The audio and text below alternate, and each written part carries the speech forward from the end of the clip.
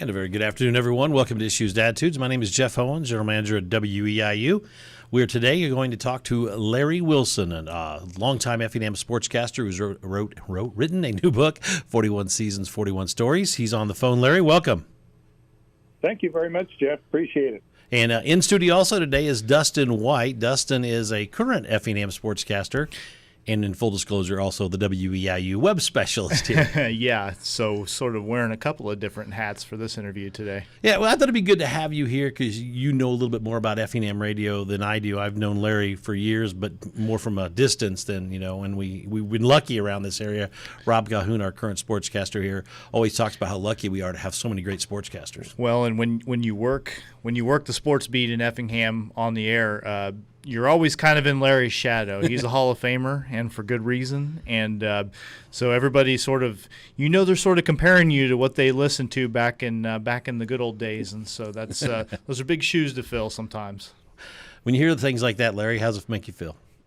Well, makes me very proud of my career, I guess. But I just want to say something about Dustin. I know he's there; he'll probably blush, but he has really, really come on into his own as a sportscaster, and we've known him all along as a good sports writer. When he worked the newspaper beat, he's a super writer and did a great job on stories, no matter what the sport.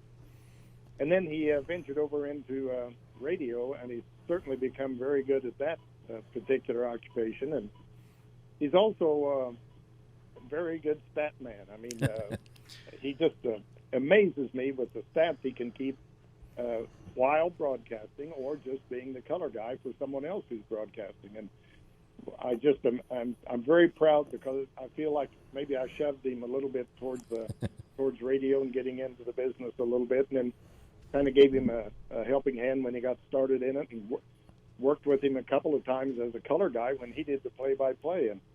And sometimes you get in a Christmas tournament and you get 3 or 4 games scheduled at once, and you need some help. So they call me in as a desperate last resort, and so I got to help Dustin one time or 2 times do ball games, and I just sat there and just amazed, as Rob Calhoun can tell you, I'm sure, when you do a basketball game, learning the players' names on a strange team, you know the home five pretty good, but when you get your opponent you don't know quite as well, and Dustin's done a spectacular job of learning the opposition and calling them by their correct names early in the ball game, which sometimes takes a while for you to get used to. There you go.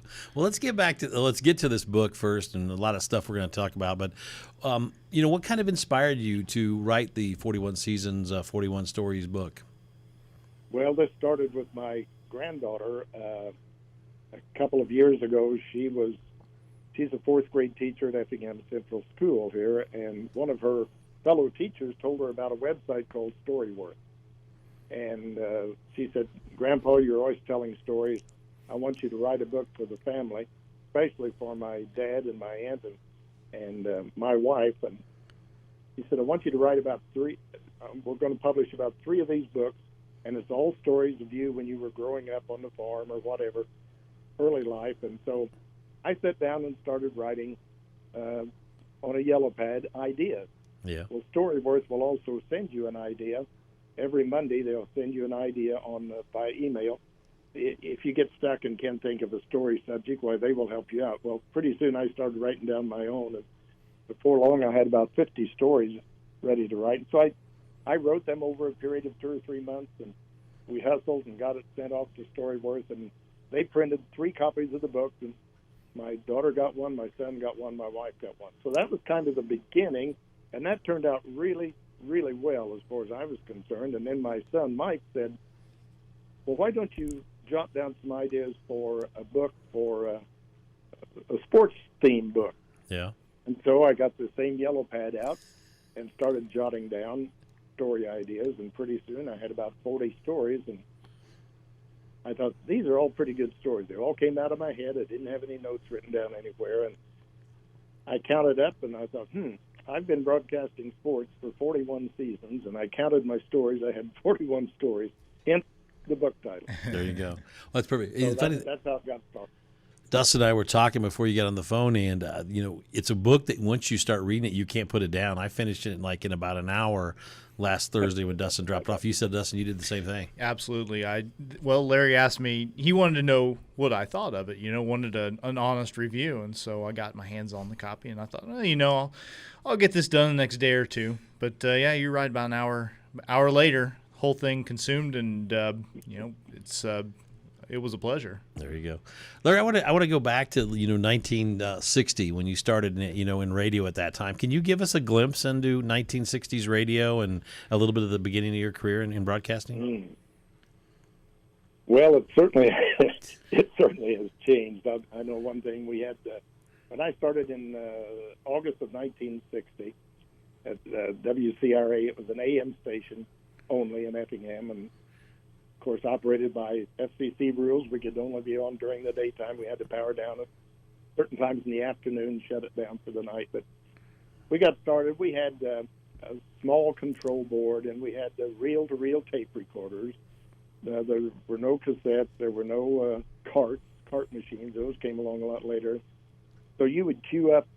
We had like 2 or 3 tape machines, and you would queue up whatever you needed, either a program or a show or something, and all of the commercials basically were live because you had copywriters who would write the commercials, and there weren't too many national commercials at that time. It was mostly all local advertising, so it could be a one-man operation, really.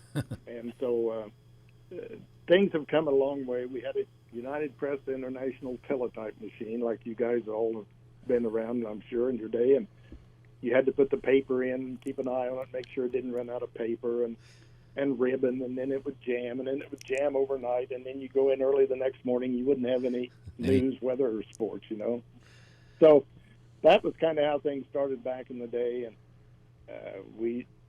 I liked sports, but we didn't have any sports on the station at that time, and 3 years later, in 1963, Joe McNaughton, the owner of the station, got an 50,000-watt FM license, and they said, hey, we're going to do sports starting this fall, and you're going to do it. So that's kind of how I got thrown into the fire. But things have changed. Oh, my goodness. Yeah, well, you're satellites and things like that. Yeah, in your book, you said basically that first game that you did, the other guy started calling the game. Can you go into a little bit of that story? Yeah. This is a good one. Yeah. First game I ever did was the fall of 63, and Effingham's opening game was at Oblong. And Earl Cooper, bless his heart, was our engineer.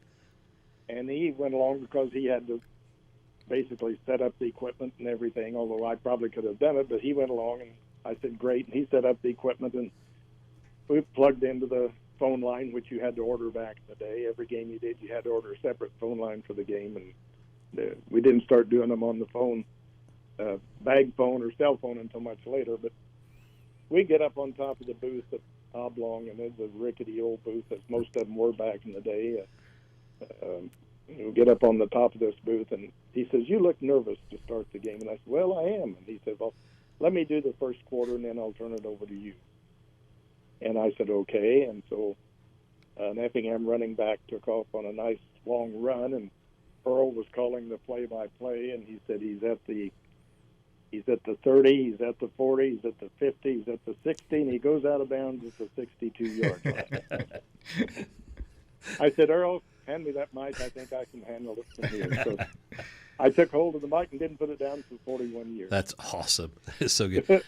Now, I have my favorite story, Dustin, but I'll let you go first. Can you talk about your favorite story in the book and let Larry comment on it? Well, it's entirely possible these are the same, that we're going to have overlap here, but the bucket truck story was the one that caught my attention the most, other than, I do have a brief cameo in one of them, which was a pretty fun story from after Larry actually retired. But yeah, the riding in the bucket truck to get onto the top of the press box and getting stuck, that was up there for me. Tell us a little bit about that, Larry, if you would, please.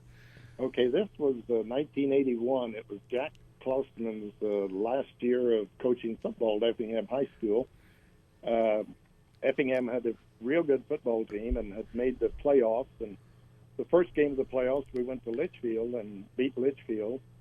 And then the second game, we had to go to Monticello. And and play. And it was back then there weren't as many teams in the playoffs, and so the Hearts were getting real close to going to state, but they had to get by Monticello, and then one more game after that would send them to the state finals. So we go to Monticello, and another situation where the press box was old and very small. And, you know, back in the day, there weren't that many radio stations, so they didn't have accommodations like they do now for radio stations and the new modern press boxes, et cetera. But we got up on top of a rickety press box at Monticello, and we got there early, and we were able to get our junk up on top and sit there. And, well, nature called about 30 minutes before kickoff for me.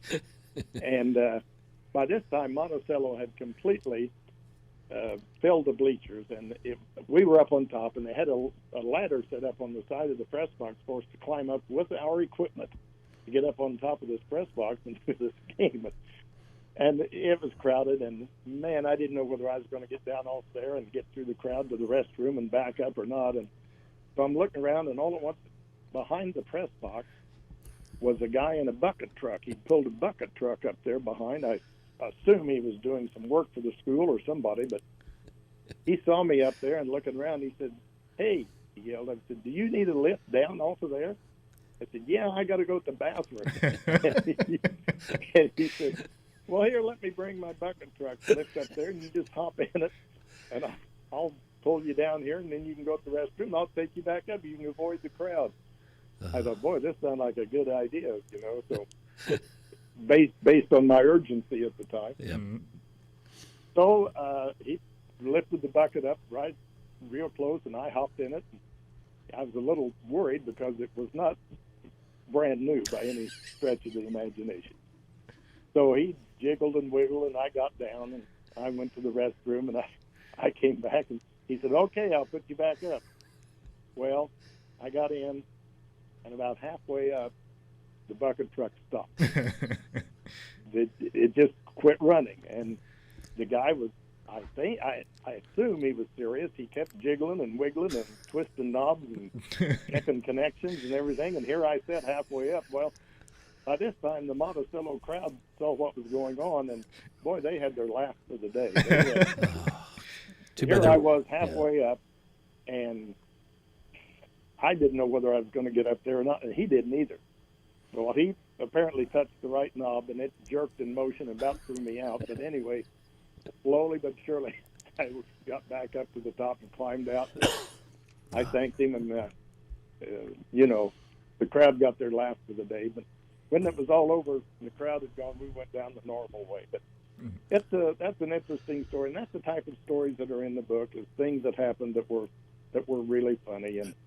And I tried to relay that and write them so they're funny and hope that people enjoy it. Yeah, and that's exactly what you took the words out of my mouth. If you want to see stories or read stories like that, just get your book. Where's the best place if someone wants to find a copy of the book? Is it to go to the radio station down there? Yeah, they can go to WXDF KJ Country. And everybody in the area probably knows where that's at the corner of Willow and Yep. Fayette. And I keep them supplied with books there. Plus, after I wrote the book, I didn't know how I was going to get it published, so I went to Dan and Madonna Patent Printing Company in Effingham, and they took the bull by the horns and got me a publisher and everything, and we finally got it all sent off and published, although it took a little extra time because the publisher was very busy. But Patent Printing also has the books. You can buy them there as well. Okay. Or contact myself or my son. We'll see you get one. 41 seasons, 41 stories. We're talking to Larry Willson. Also, Dustin White is in studio.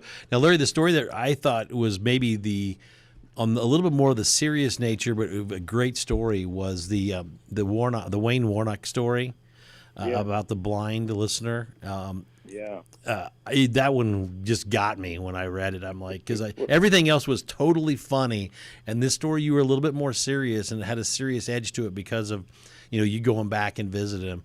Could you touch base on that one and tell the folks what they can expect? Yeah, this was, as I said in the book, I really like this story. And you never know, Jeff, you've been in the business long enough. You never know who's listening to you when you're on the air. And it just so happened that this was the same time that Uwe Blab come over to play basketball at Effingham. Well, as I tell people, when Uwe was here and began playing, Effingham became the center of the state of Illinois as far as basketball was concerned. Everybody, number one, wanted to see him play or listen to the games or somehow say, hey, I saw Uwe play. So gyms were crowded everywhere we went, and it was mass hysteria just to watch him play. But anyway, this gentleman had been listening to our games. At the time, we were 50,000 watts, and there weren't too many other FM radio stations that powerful at the time. So our signal went out quite a ways compared to the jammed FM frequency today. But yep. anyway, our signal went out real good, and he could hear in Macon. Well, I started getting letters from this Wayne Warnick in Macon, Illinois. He said, I run a feed store in Macon, and I so enjoy your broadcast, and I so am a fan now of the Effingham Heart. And I got 2 or 3 letters from him, and then in about the 3rd letter, he said, please, I want to apologize for my scribbles because I'm blind. And that just kind of hit me, and I thought, wow, here, what's the story here? So I started paying real close attention to his letters, and he knew everything about the Hearts as far as the players and their averages and who played what position and their names, and he just knew them all, and he would write that in his letters, and I thought, boy, this guy's a real fan. Well, I finally got a letter from him sort of late in the season. He said, do you think there's any way I could meet this team? And I thought, well, possibly. He said, I can get to Taylorville. My son can bring me to Taylorville if the Hearts are going to play there late in the season. Well, turned out they did. And I talked to Effingham coach Jim Maxton, and Jeff, you've probably run across Jim Maxton, you're Rob a time or two. Yeah. He doesn't want anything going on ahead of the game but his instructions, So I went to Jim and I said, here's the story. This guy's blind and he sure would like to meet the team. I said, could we set something up at Taylorville and he could meet the team as you went to the dressing room so that there'd be no messing with your squad, after you were in the dressing room or anything. And he said, okay, that's fine. So I got a hold of him, and his son brought him to Taylorville, and we arranged it, and he met the squad as they were going to the dressing room. One by one, he would touch them or ask them questions or shake hands with them, and he just enjoyed that so much. And he got to Uwe Blob, and he started feeling around his arms and legs. He said, man, are you tall? And I remember that. Of course, Uwe at 7'2" was taller than anybody. So, but that was he saw him, and then he stayed for the game, and he wrote me another letter and thanked me. But as I said in the book, that wasn't the end of the story. No, it even gets better. I mean, right there's a great story, but you topped it off. So that summer, after that season, my family, my wife, my son and daughter, we were going to Wisconsin Dells. And I said, hey, we have to go through Decatur and Bloomington to get up there. So I said, I want to go by Wayne Warnick's store in Macon and just say hi and introduce my kids to it. So Macon's not a very big town, so it was pretty easy to spot the feed store. And he was the only one in the store. He was back at the desk in the back of the feed store. And I opened the front door, and I said, hey, is there anybody working here today? And he said, Larry Willson.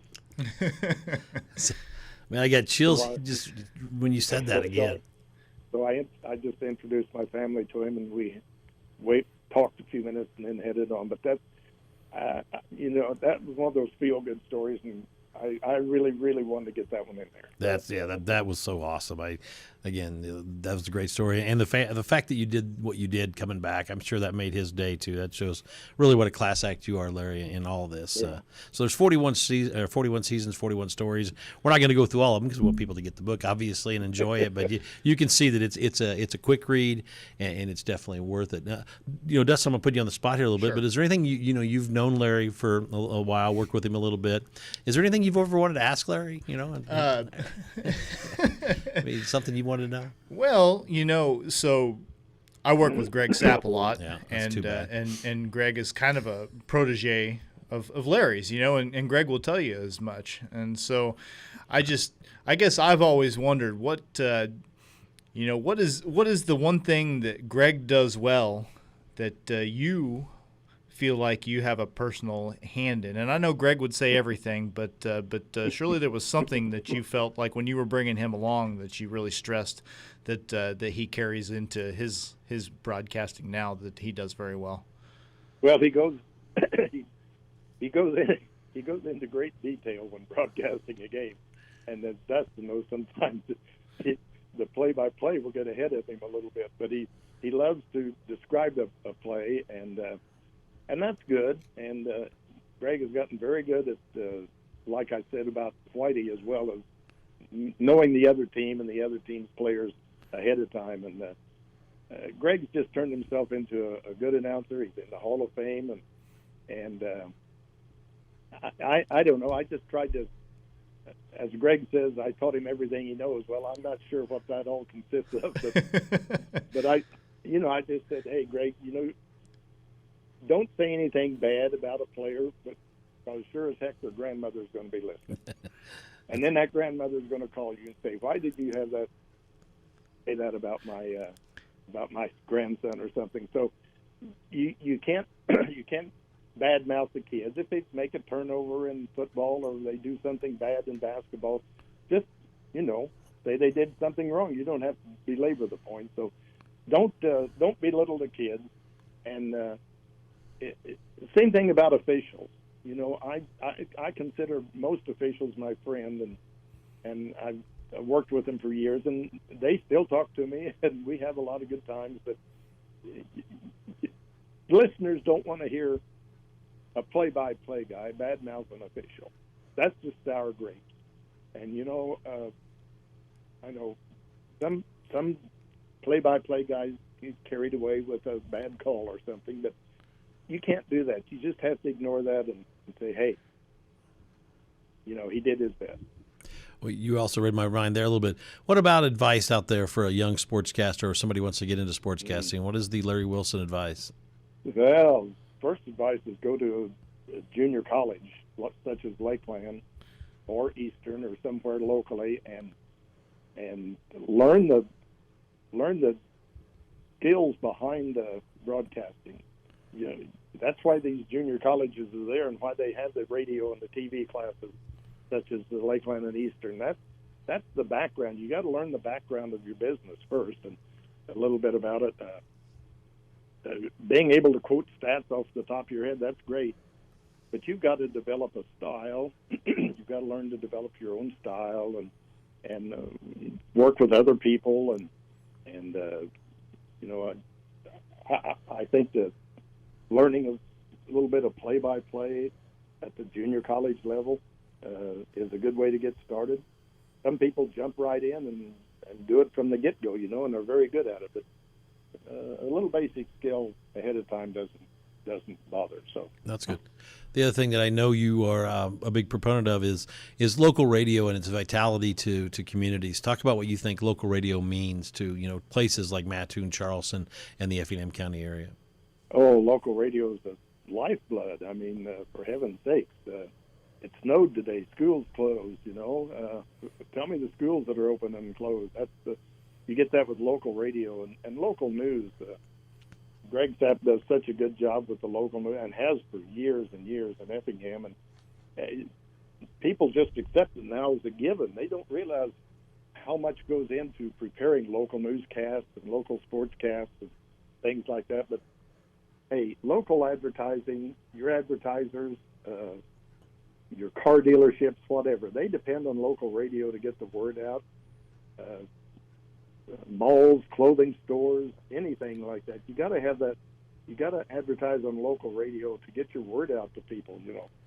You can put an ad on TV or Channel 3 or somewhere, but the number of people that are going to be persuaded by it is not near as much as local radio. So, I'm a big proponent of local radio, but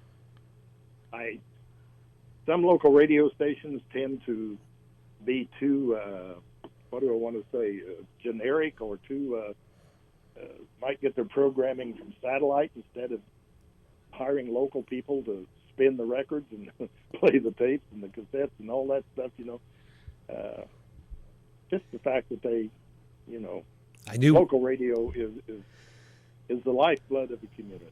I love that answer. I knew that was a setup question, but we had to get that out there because we both are in the same boat there. We have a few minutes left. Dustin, any other thoughts from your point of view? Well, and I've heard through the grapevine, Larry, that you got was it 350 originally was the first order of books printed, and 350. And the sound of it was that you were a little concerned that you were not going to be able to get rid of all those. You weren't sure you'd sell them all, but apparently it's gone well enough that maybe a second order has already been put in. Yeah, we placed a second printing. How about that? There you go. Congrats. And maybe another book down the line. There's got to be more than 41 stories, right? Well, I don't know. I think I've exhausted my supply. There you go. Hey, Jeff, can I mention a couple of guys? Oh, yeah. I was going to say, is there anybody you want to thank and people that were your mentors? We have 2 minutes left, exactly. Yeah. Tim Waddell. I listened to him when I was very young, and he more or less kind of got me interested in the business. And I got him a book, by the way, thanks to you for giving me his address. But he sent me a very nice note, and he said he would put it right next to his Sean Payton book. So he should be listening now. I ran into him at my son's graduation party and told him you were going to be on. So hopefully Ken's checking us out.